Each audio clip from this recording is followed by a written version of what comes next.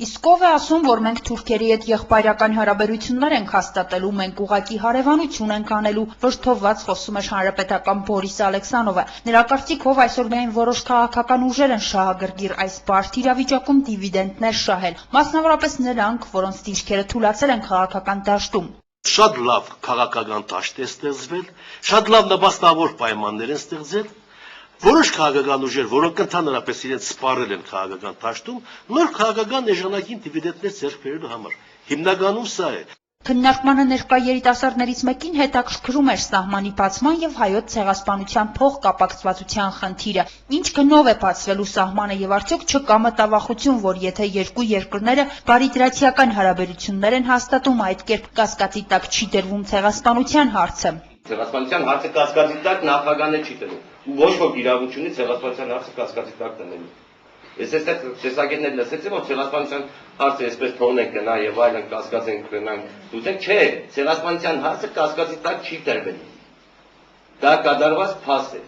Նախագահն ասում է, որ դրանից հետո մենք շարունակելու ենք հետևանքների վերացման համար այլ պատմական հարցում։ Բայց Թուրքիայում հստակ Էրդողանը հայտարարում է, որ դա պետք է քննարկվի, դեր Գյուլը հայտարարեց, դեր ունեցել պետություն պետք է քննարկվի։ Ցեղասպանությունից անմիջապես հետո մի 2-3 սերնդափոխություն է տեղի ունեցել։ Եվ ցանկացած այդ սերնդափոխության ժամանակ ի սկզբանե նրանց սերմանել են, որ սրանք մեր տարածքներն են եղել, որ հայերն են մեզ կոդորել, եւ այսօր իրենք իրենց սերունդներին պատասխան պիտի տան, որ իրենք խաբել են իրենց սերունդներին։ Ձեր չկներեք, իսկ ձեր կարծիքով այսպես միանգամից պիտի անցնի, հա։ Պիտի ասեն, որ գիտեք, սերունդներ կներեք, որ մենք պատմականորեն ձեզ խաբել ենք։ Հիմա նոր փաստի առաջ է կանգնել։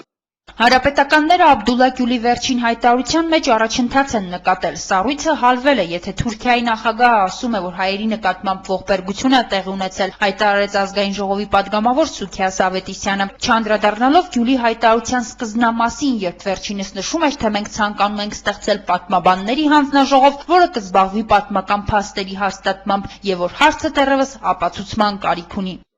Որևիցե մեկը թող հիշի որևիցե դեպք, երբ Թուրքիայի նախագահը բացառությամբ 3 օր առաջ Փարիզում արած հայտարարությունից, որևիցե մի Թուրքիայի նախագահի բերանից հնչել է նման բաներ հայերի նկատմամբ ոչրագործություն։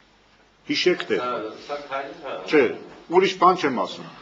Հանրապետականներն անդրադարձան նաև Սփյուռքի վերաբերմունքին, նրանց կարծիքով բողոքի ակցիաները կազմակերպված բնույթ էին կրում, ինքնաբուխ ոչինչ չկար։ Բոլորովին էլ թող որոշ մարդկանց կան, որոշ քաղաքական ուժերը չթվա, թե Սփյուռքում այդ ընդունելությունը երկրի նախագահին այդպես ինքնաբուխ եղավ։ Մենք շատ լավ գիտենք, որ սա շատ լավ կազմակերպված ակցիա էր, բայց բավականին անհաջող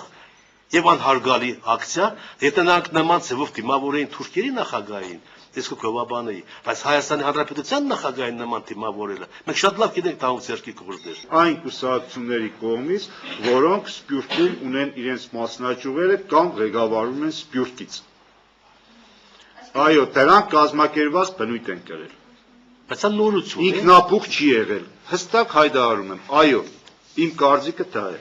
Չնայած որ հանրապետականները վատ են զգացել, որ Սփյուռքը նախագահին այդ կերպ է դիմավորել, համենայն դեպս վատի մեջ լավն էլ են փնտրում։ Օրինակ այն, որ բողոքի ակցիաները խաղաքարտ են տվել Հայաստանի Հանրապետության նախագահին եւ համախմբել աշխարհասփյուռ հայությանը։ Սփյուռքը նորից կարծես արթնացել է, համաշխարհային հանրությանը նորից ցուցանում ենք, որ մենք ունենք այդ խնդիրը։ Վատ է, երբ որ Սփյուռքի մեր ասում ենք եղբայրներն ու քույրերը, բայց այդ եղբայրներն ու քույրերը չեն կարողանում պատշաճ ձևով կամ իրենց բողոքը արտահայտել, կամ իրենց նախագահին նման ձևով են դիմավորում։ Ես դա դադարեցնում եմ։ Всё։ Արմենի Վարդանյան, Համբարձում, Պապոյան, Գալանյուս։